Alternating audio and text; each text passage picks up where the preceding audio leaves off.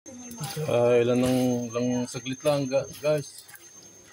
Dito na ang malambot ng ating pork. Lalagyan na natin tong patatas at carrots.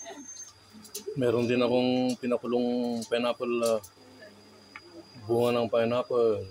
Kung wala kayong dilata, pwede yung gamitin yan. Lagyan lang ng asukal. Sasalain natin.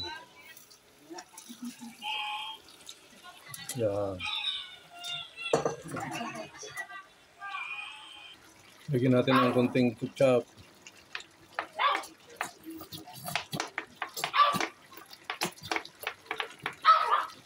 Karayalan ng saglit, isunod na natin to.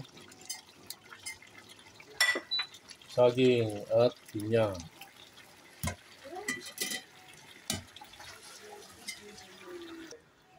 Ito na ang ating estopado, pork estopado.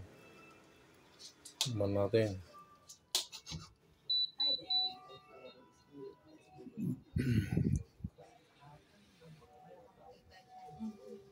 Saan yung unang subo? Champion na champion.